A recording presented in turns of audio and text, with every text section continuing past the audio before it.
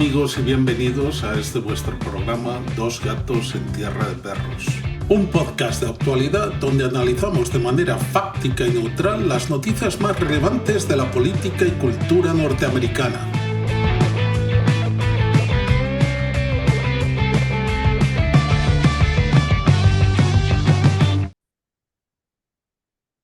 Hello, I'm Joe Magaja. Thank you, my friends, for being with me for another episode of Dos Gatos en Tierra de Perros. This is another English episode. We had a Spanish one yesterday, and we're going to have a bunch more Spanish episodes real soon, including one most likely with our guest for today. Our guest for today is a journalist focused on issues, national issues, but she's based out of Venice, California. Soledad Ursua. Welcome, Soledad. Hi, thank you so much for having me, and happy Super Bowl Sunday. Happy Super Bowl Sunday to you. I know everybody's, or a lot of people are focused on that, but then there's a whole movement of people that are focused on other things and skipping it. So I guess to start out, I do want to talk to you about a lot of the issues that are going on in our country right now, specifically in the West. But I was wondering if you could tell me a little bit about yourself, how you grew up and how you got into writing, and how you got focused on the issues you're focusing on these days. Well, I was born in East Los Angeles. I grew up in El Sereno, and as a native Angelino, and I went to New York. I went to grad school. I went to school out there. So I was gone for about 10 years. And I returned home. I moved to Venice Beach. I thought that I had made it. I was going to live on the West Side. And I get here and it looks very different. LA in a decade is completely changed. And there's tents, there's men openly doing drugs, they're shooting up heroin, they're snorting, it's crazy. And, I just asked myself, what happened to this beautiful city? This is not the Los Angeles that I grew up with. And as somebody who really has been living sort of on the front lines of failure, I got involved in the community. I joined the Venice Neighborhood Council. And what's also interesting is, I had never written before, but all of this sort of propaganda coming out of the, far left LA Times, they're casting all of this at the homeless are victims of capitalism and it's a failure. But I started writing to really fight back and say, hey, this is all drug addiction. And these people, they can be helped. They can rehabilitate their lives. Let's treat it as the issue that it is. And that's a crisis of drug addiction and mental illness. And so that's really how I got into this, was just being frustrated with the status quo narrative. And I thought, well, I got to do something about it. Well, that's great. And I think that's often how people get pulled into causes like this. I got kind of pulled into politics after the crisis of 2008, 2009. I had been a marketing manager, and I kind of basically lost my job and then lost everything. It was like a country song, lost my job, lost my home, lost my cat, and then I saw what was happening, that basically the economy was destroyed by people that were gambling on mortgages and that kind of thing. And the people in the middle class are shrinking more and more, and that's a big part of it. But yeah, I've been noticing, I live in the Inland Empire, but I've been noticing out here as well. We've always had homeless people, but the quantity of homeless people is more. And I also work in downtown LA, and I see tons of homeless people there. And I'm wondering, because I know that they keep saying that they keep throwing money at the issue, but it doesn't seem to be fixing anything. There's been additional housing opened up in LA, but the amount of people showing up every day is record numbers. Where are they coming from, and how is this happening? Well, let's look at some recent numbers. LAHSA, the Los Angeles Housing Homeless Services Authority, they really are the county agency that deals with homelessness. The recent counts show that in LA County, and this is the largest county in America, right? But there's nearly 76,000 homeless people in LA County. In LA City, it's near 47,000. So what we're seeing, that's just Los Angeles. Well, we know that California, it really leads the nation in sort of the unhoused, homeless population. And one of the reasons is because, we have decriminalized drugs. That's something that nobody talks about. With the passage of Prop 47, it is marketed as the Safer Communities Act. What we've seen is it's done anything but.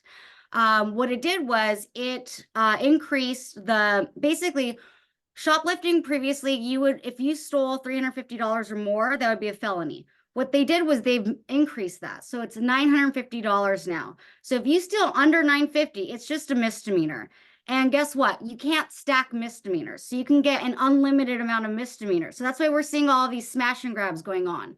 But also in the bill, what people don't realize is that we decriminalize the use of hard drugs. So that is why today in LA or California, you can inject heroin on the street, you can do drugs. And so together, it's really created the perfect storm, because we've enabled this crisis of drug addiction where people are able to steal, up to $950 multiple times a day to feed their addiction. So all of this, they say that the road to hell is paved with good intentions. Perhaps that's what this is. And we are seeing the consequences now, because if you are a drug addict, there's no better place to be than California. And I tell you, I go out there, I talk to the homeless people, I do sort of the outreach, and you start talking to them, you ask them where they're from, and right away they tell you, they're from Los Angeles, they lost their job. Somebody's given them a narrative, because when you start talking to them more, it starts to fall apart. And they say, oh, I was living with my mom in Florida. So I will tell you that, unofficially, I walk the boardwalk, I talk to these people, but I will tell you that about 95% are out of state. And that's just because this is the place to be if you have a serious drug addiction. And that's very sad, because these people, these are sons, daughters of families. Many of these families, they are looking for their children, their loved ones. There's people out here who have children at home, so it's just horrible what we have essentially allowed to happen, and no one is willing to really address the crisis at hand. Yeah, I've noticed that. I think a lot of people, because of what you said as well with the laws, come out here, but also the weather is perfect. If you're going to be homeless, you don't want to be up north where you're going to freeze to death in the wintertime. But I know that there are people living in Las Vegas under overpasses and that kind of thing. And I think even in like the sewer system, because it gets so hot out in the desert and other desert areas, even going out to like San Bernardino, there are a lot of homeless people that kind of find, because it's just too hot, for most of the year. How are they getting their drugs, and how are they getting the money for drugs? Well, most people don't realize that we actually subsidize them with our own tax dollars. Any person in California can apply for food stamps. So that's about $500 a month in food stamps. What happens is they end up trading their benefits for drugs. Also, there is disability, SSI. What we now consider somebody who has a drug addiction to be disabled, and they can now apply for these programs. And so, because the issue here is that you can do drugs on the street. So let's just say, so now we've removed any requirement for you to pay for housing. So if you're collecting anywhere from $500 a month to up to $1,500, which is doable, that's a lot of money for drugs. And so what you see is that we have enabled this and we subsidize it. So we are just fueling this addiction crisis. And what happens too is that the drug dealers have moved in. This is it's a vulnerable population. So this is a great customer for them.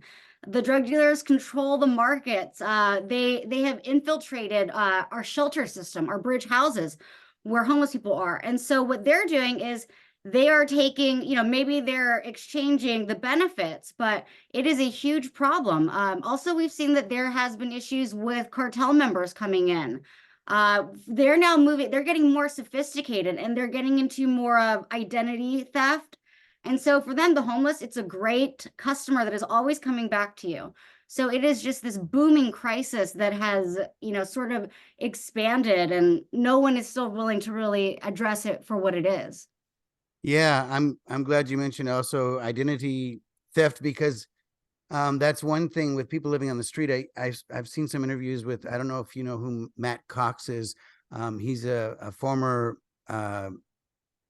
he was a criminal who did mortgage fraud, and what he would do is he would go out and he would collect information from homeless people. He would say he was doing a survey, give them $50, but then he would ask them social security number, place of birth, all this information, and then from that he was able to get fake IDs, credit cards, open bank accounts, and then start getting loans and getting money to finance a house even after back during the boom. I think even after 3 months. Now they check, like, because it is odd that all of a sudden there's no credit history going back more than a year, and this guy's 35 years old and now all of a sudden is buying a house, that kind of thing. But it's kind of wild. Have you seen a lot of people in your neighborhood flee to other areas? Because I know that, Joe Rogan even said this about how, what's the point of living in a $3 million house in Venice if you walk out and you're just avoiding homeless people and criminals everywhere? You're not really living in paradise anymore, right? And, you're 100% correct there. I will say that it's probably been about 4 years now of just utter crisis. And the first people to leave were the ones with families, the ones with the young kids. For them, it was a kind of a no-brainer. And these are people who, they moved here because Venice is very walkable. That's one of the reasons I moved here after New York. I can't parallel park. So I wanted to live somewhere where I could walk everywhere. And I live right by an elementary school. So you'd think that this would, be a little more cleaned up, but no, it's the families with kids. They were not willing to walk their kids over bodies. One of my colleagues in Venice here, he told me about this experience he had in a 1 week period. So on one day, it was 3 p.m. All of the parents are lined up in the pickup line at school, and an RV bursts into flames. So, the kids are coming out, the fire department comes, and this is a huge fire. So this had happened 1 week after they found a dead body at 7 a.m. outside the school. So, kids, imagine what they're going through. They see dead bodies, they see RVs blowing up. It's just, so this is chaos. It's very sad because I've lost so many good neighbors and community members. And, there's times where even I think, what am I doing here? It's time for me to leave. And so I think we've made great progress, but it feels like one of those things where you take one step forward and then 2 steps backwards.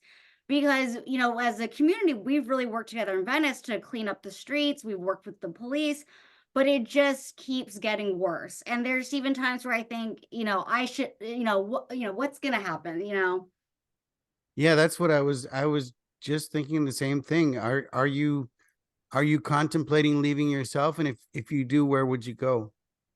Well, one of the reasons I feel like I'm stuck here is because I am a small landlord. I grew up, my grandparents met picking fruit, so I have really achieved tremendous success. I invested in a triplex here in Venice.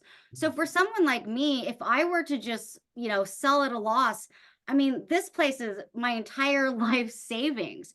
So I'm at a disadvantage here where, maybe rich people are more mobile. They can just pick up and leave. I don't really have that option. I have to sort of stand my ground and keep defending the place. And, so I think what you see is that, renters can leave, the rich can leave, but it's sort of these small mom and pop landlords that are really screwed.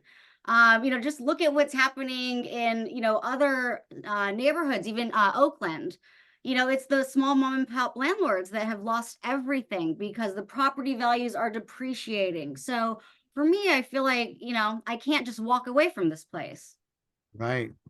Yeah. Yeah. I think in general, with everything that goes on, especially in a bad economy with inflation, even though they say inflation's going down, and the government is claiming the economy is great and there are record numbers of new jobs, I'm not seeing that on the streets. I'm seeing people struggling. And I think that squeezes the middle class more than anyone, because poor people are used to being poor and they can survive it. It's terrible, but and rich people are pretty much fine. Even if prices on everything doubles, they can deal with it. But it's middle class people that are being priced out of the market, both of housing and everything, food, gas. In terms of the homeless, what's the solution? I mean, what do we need to do to fix this issue? Because we're not helping them by allowing this to continue. We're actually basically imprisoning them in their own lives, which are in their own misery, right? Because that's not a good life, living on the street, and just doing drugs and eventually dying, and I know a lot of them can't get into like affordable housing because or these places where the shelters and stuff, because you have to be drug free, and they won't be drug free. But there needs to be an answer to all this, because it's not getting better, it's getting worse. And especially in our cities, but even out in the suburbs where I am, it's getting more and more an everyday sight. You see it every day. And I mean, I went on a tour of downtown LA a few years ago because I was thinking about getting an apartment in downtown LA because I work there, and I commute from the Inland Empire, and I take the train, the Metrolink.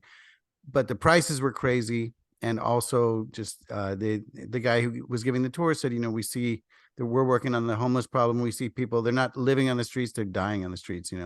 So what can be done? I mean, do we force them? I mean, obviously, like when the Chinese representatives came to San Francisco, they were able to clean up the streets, so they can do it. But I don't even know what happened to those homeless people. Where did they go? Where did they send them? Did they just ship them down here? Well, I mean, it's always a shuffle, right? The city always does this. So we know that they can clear homeless encampments. So, okay, maybe we can invite President Xi to come to LA, and that will solve the problem for us for a while. But what I have been arguing, and I think this is more of a very different approach, what I believe is that the government is the problem here. They have created this problem. And what is the reason? It's all financial driven, because homelessness is a very lucrative industry. We are talking about a multi-billion-dollar a year industry. The contracts are insane. There's no oversight. There's no budgets. There's no audits. And guess what? You don't even have to produce results. So what we are seeing is this government created crisis. It's called the homeless industrial complex. That's a name that plays off of the military industrial complex. What we see is that crisis is big money. It's very lucrative. And all of these contractors want to get in on this. So let me give you some numbers. This is some investigative work that I did looking at LAHSA, right, the county agency for homelessness. Their annual budget is about 1.3 billion. And in there was an audit done, and basically they showed that LAHSA, they have a 4% success rate. So this is a $1 billion failure. They're producing a 4% success rate. So, and this is using their own numbers. From their annual count in 2015, and then looking at 2020, the number of homeless people grew from about 41,000 to 63,000. So that was an increase of 55% of homeless people on the streets. But during that 5-year period, their annual payroll grew about 411%. So it was a $7.2 million increase. So what we see there is that it's just big money. So we see little success. And so what happens is these agency contractors, government contractors, they see homeless people as, a big dollar sign, because the more homeless on the streets, that's more money for them. They have no incentive to solve the problem, because guess what? If they solve the problem, they would be out of a job. So what I feel is happening is the incentives are wrong. They're, wrongly aligned. And what's happening is people just see that this is, one of the greatest opportunities to grift off the system. So in my perspective, I really believe that we're at a point where we just need to stop subsidizing the problem, just cut it off completely. Because when we look to what some people are doing privately, let's take a look at Union Rescue Mission. This is a nonprofit in downtown Los Angeles, and they do not accept federal funding because they require sobriety. And if you require sobriety, guess what? You don't get federal funding. So they have to fundraise privately. and they have a higher success rate because they understand that this is a drug addiction crisis. So what we see is that if you have the right message, if you have the right plan, you're not going to get federal dollars. So what this really shows is this misalignment of priorities and just how profitable the system is. Because, I worked in finance for a long time. I thought I had made money, but guess what? I should have gone into homeless services. The CEO of LASA, she's making $430,000 a year annually, and she doesn't have to produce any results. So what you see is that sadly, we've really incentivized, just these tragic deaths on our streets. Yeah, I always am sickened by the amount of money that so-called, I mean, she's not a charity, obviously, but she's kind of a charity. She's supposed to be helping the most vulnerable among us.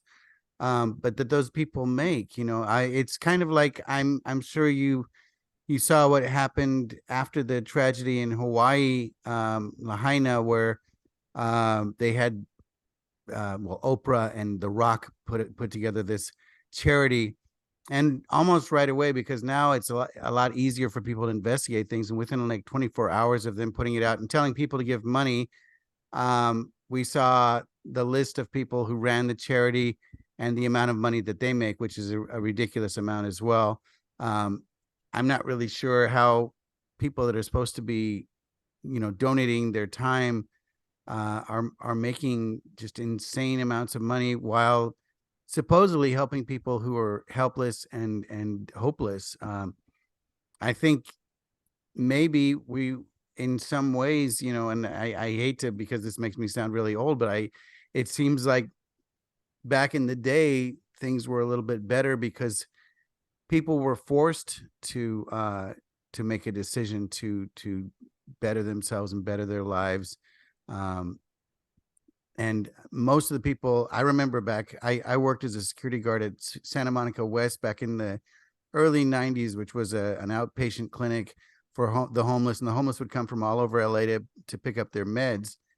Most of the issue back then was mental illness, bipolar, schizophrenic.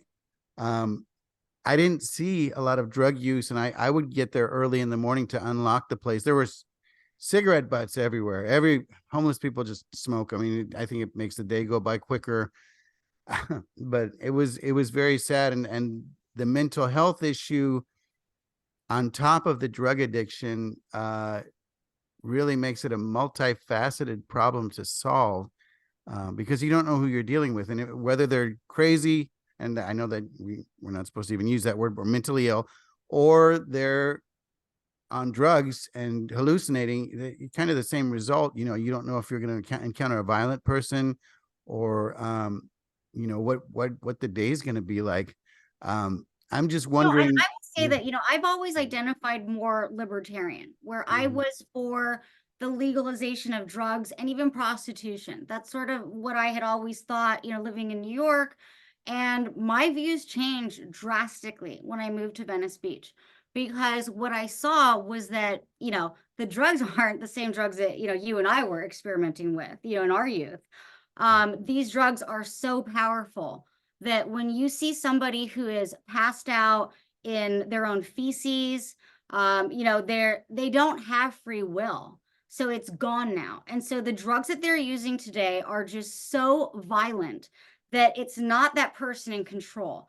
And then also, you can't even come down off of it. They're so violent that they take hold of you, and you have to keep feeding your addiction. So the drugs are just completely different. And so I find myself in this weird position now where I am saying, hey, we have to make these drugs illegal again. That's not something I ever thought that I would say. I was sort of more, this hippie, right? That, I was from East LA, went to UC Santa Barbara. And so I was way more liberal than all my peers. And today I'm trying to warn people that, there's something really bad happening here, and we have to stop it, because it is so sad to see what drugs do to people, and I think that at this point, a lot of us either have a family member or know someone who has a family member who have, fallen to drug addiction. And what we're seeing is that if you do these kinds of drugs, unfortunately, I mean, you're hooked for life. It could ruin you. And we're not doing anything to stop it. We're not doing anything like arresting people, putting them in jail, because that will at least stop. To arrest is to suspend. So we're not even getting people off the streets anymore to basically force them to sober up so they can have some say in it. I mean, there's people like Robert Downey Jr. who have attributed going to jail as the reason that they got sober. Because let's face it, not everyone can pay for rehab. It's expensive. It can be, $30,000 a stint, and sometimes it takes a couple. So for, maybe more middle and lower class people, jail is the way for people to get sober. And we've evolved from this place where we can't even talk about that anymore. But I believe that, if I got hooked on drugs, I really believe that my parents loved me enough where they would come track me down, and maybe they would handcuff me in the basement somewhere, because that is literally what is needed now, because the police won't arrest you for doing anything these days, and it's completely legal. So we're going to just watch this get worse and worse. Yeah, I mean, that makes me think of that used to be the cure for people that were in cults, like the Moonies and stuff like that. Back in the 80s, the parents would kidnap their adult children because they were completely brainwashed, and then it was a long process. But of course, with the laws, if the parents get caught doing that, then they can be charged with kidnapping, they can be charged with other things. And it's hard because you don't want your child is your child, no matter if they're 5 or 25. They're going to be your child for the rest of your life, and you're going to love them. You don't want them dying on the streets, and you don't want to give up. And the saddest thing I think that you can see, and it happens, is when parents just give up and say, yeah, I don't know where she is anymore. She was hanging around 8th Street and I haven't seen her in 3 weeks. And some people say she might have died. I don't know.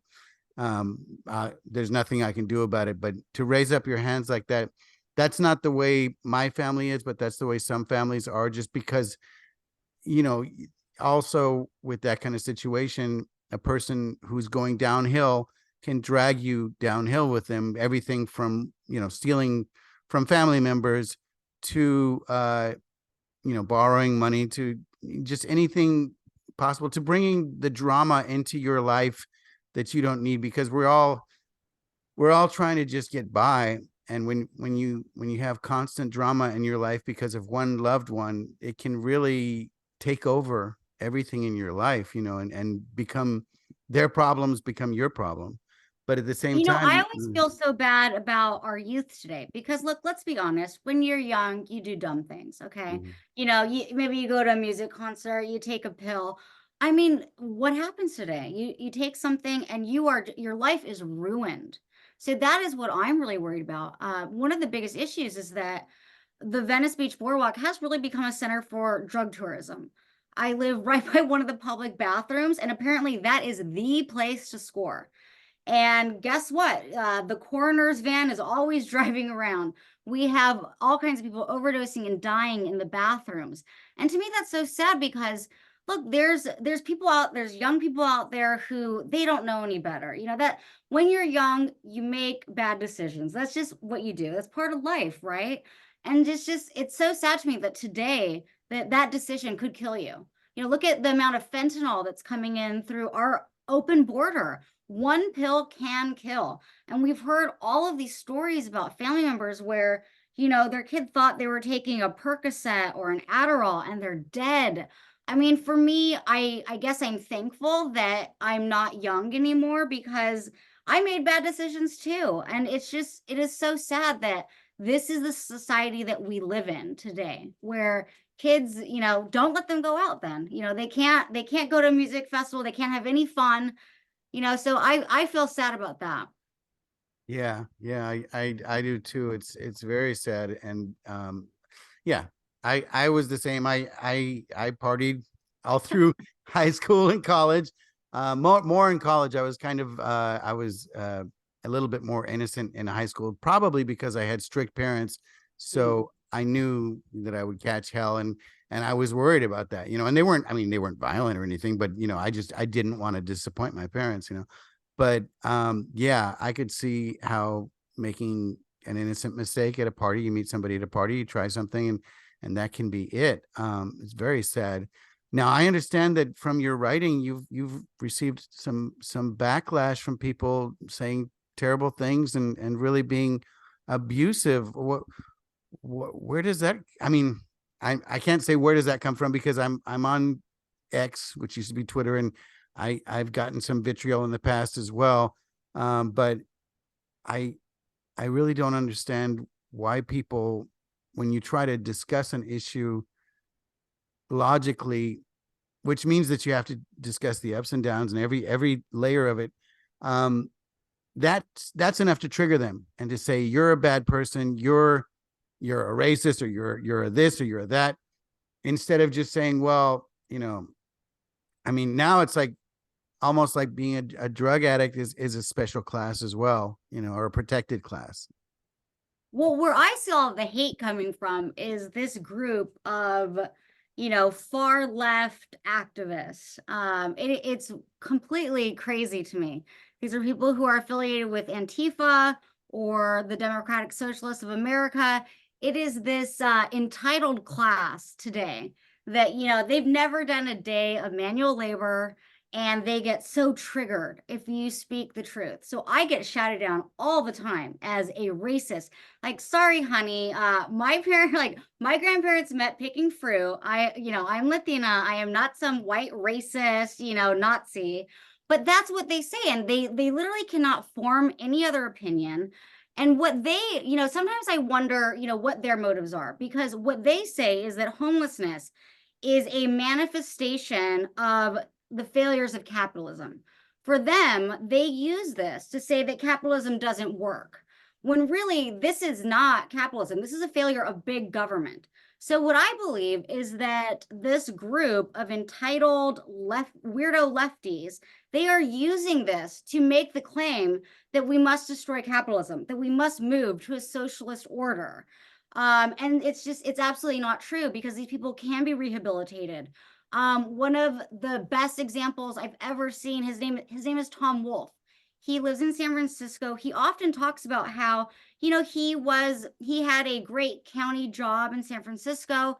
He underwent back surgery, and he got addicted on painkillers. He ended up living on the streets. He was holding drugs for some of the dealers in his tent. And eventually it took him getting arrested and spending a couple months in jail. He got sober.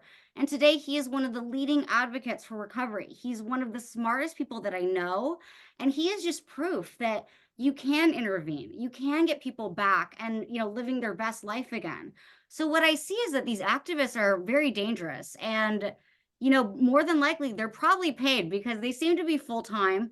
They go to all the city council meetings. They shout everyone down as racist, segregationists. It makes no sense, right? So it's all these, white people with blue hair who are shouting, working class Latinos down stuff. So it's mind-blowing to me. They're very lost, perhaps. But that's really what's going on. It's just these people who, they want to use this to show that capitalism has failed. And this is the reason why we need to, have, or basically go over to communism. Yeah, I've found that, a lot of those people are actually very wealthy and privileged, and they're all millionaire socialists. It's such a paradox. Yeah, it's crazy. Yeah, this is such a sad thing, and really, we live in one of the most beautiful places in the world. People come from all over the world to California because they hear about it, and now, for the first time in over 100 years, the population is getting less rather than getting more. People are moving out to different states, and even other countries. I mean, some people are even prefer to live in Mexico, because it's cheaper, for one thing. But if you live in some areas, you don't have as many issues as you might have here, like Playa del Carmen, Cancun, because they do have security. They have roaming security, but you do have to have a certain amount of money to live down there as well. What do you think? How do you see the future going here? Are you optimistic about change, or what do you think is coming for us? Well, I am an eternal optimist, but I'm also a realist. I think what we're going to see happen in California is a realignment of priorities. Today, California is 40% Latino. So we have seen a major shift in demographics. What we're also seeing is that all of the policy is being made by the wealthy 1%, white coastal elites, who are dominating the policy. These people in San Francisco, in West LA. And I think we're going to finally see sort of a populist uprising.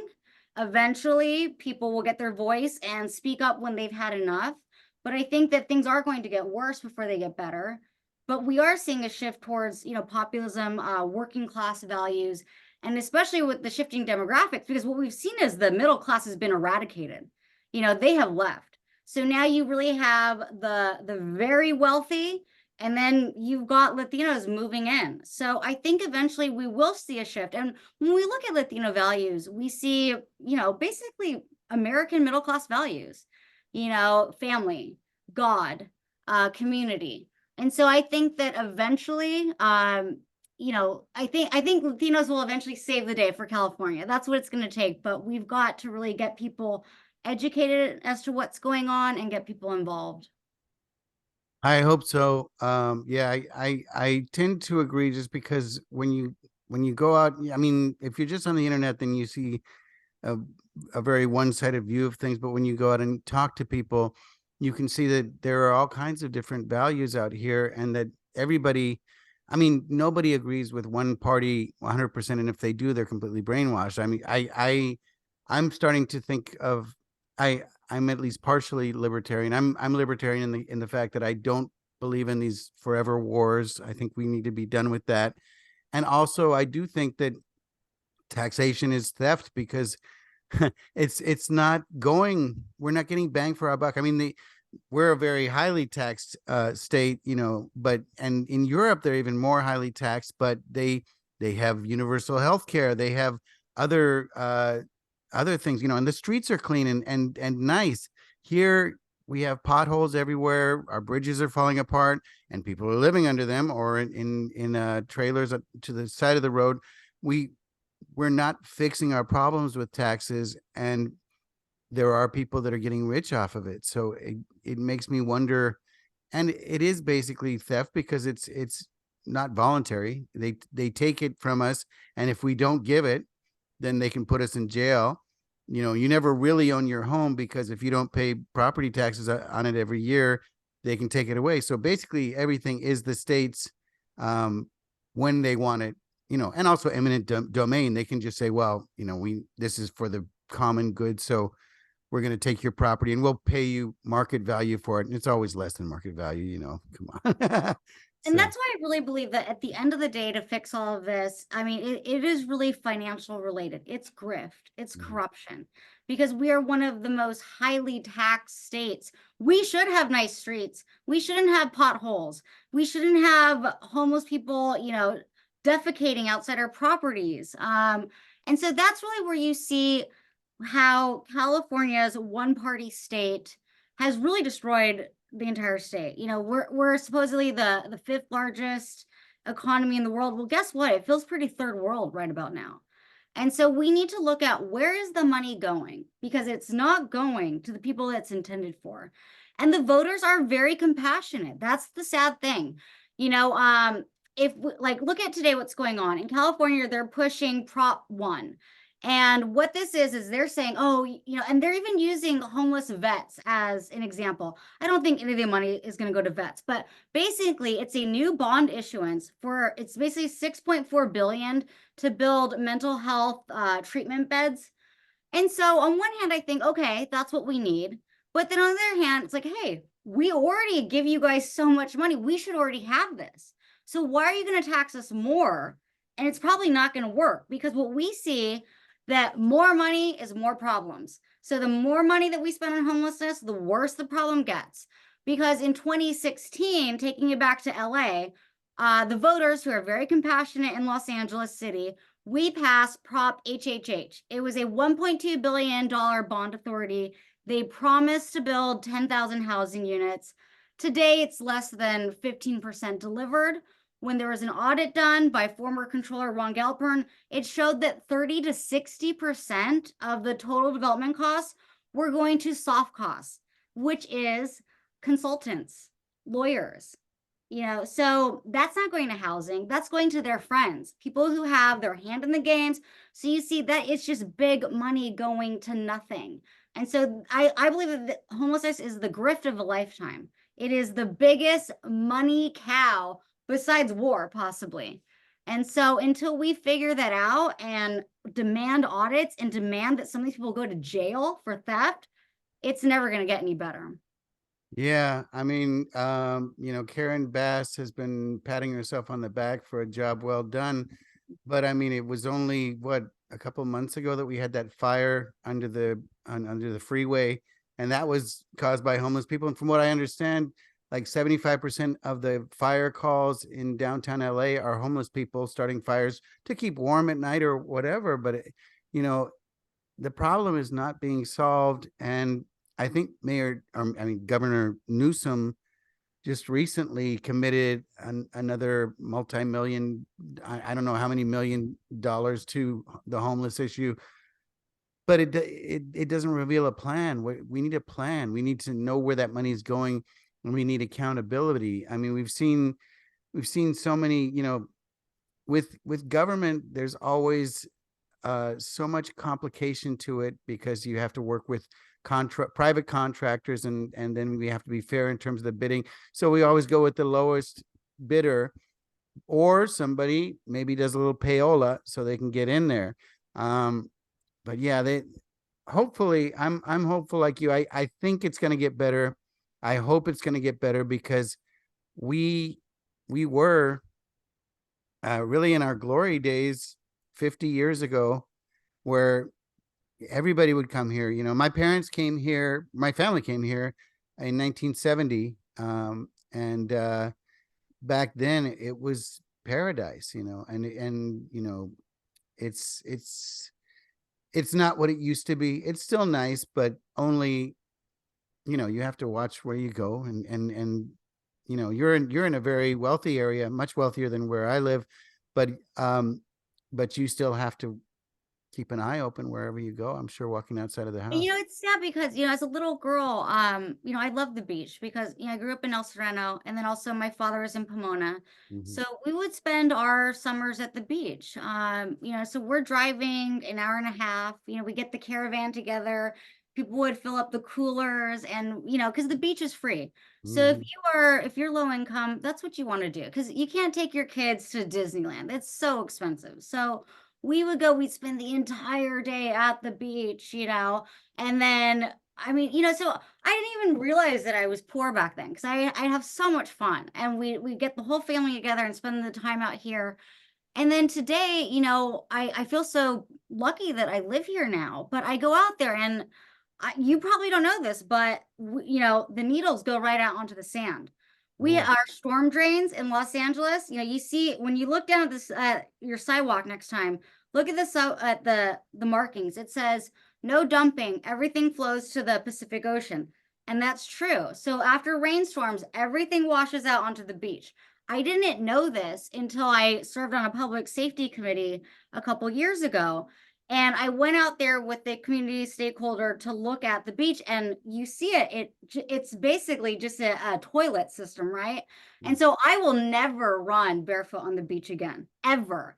And so, it's horrifying to me, and it's so sad because you've really destroyed the beach. The bathrooms, there's homeless people living in the bathrooms, So I feel so bad for, for our children, I feel like it's not safe to take your kids to the beach anymore. So what are you supposed to do? You keep your kids at home in El Sereno or Pomona. It is about 110 degrees in the summer. Yes. So it's just, you ruined the beach. And where's the equity in that? Aren't we supposed to give a safe and clean space for inner city youth to enjoy the beauties of the Pacific Ocean? And we've devastated that. So all of these people today, they're pushing all of these policies in the name of equity, and it's so regressive because it hurts low-income people the most. You've taken away these beautiful places from them. Yeah. Well, I want to thank you so much because I really enjoyed talking to you, and I definitely want you to come back. And And when you come back, hopefully we'll speak in Spanish as well. I know we need to practice. I really think that you're doing a good thing here, though, and I know that you have another project that you're working on and that we're going to talk about soon. Where can the folks find you on social media? Well, find me on Twitter at Soledad Ursua. You can either join my haters or you can engage with me. Because you know what? I enjoy my haters, you know? So, You have to roll with it, especially when it's easy to quote unquote own them because they'll say something stupid, or the worst thing. I have fun with them. I love it. Yeah, I do too. Because they'll just post, memes or GIFs, of like Dwight from The Office or something, and I'm like, is that your argument? They can't meme. They have no sense of humor. It's so Yes. hilarious. I love it. Exactly. Well, thank you so much. And thank you to all our listeners today. We will see you again soon, and have a wonderful Super Bowl Sunday. Thank you. Thank you.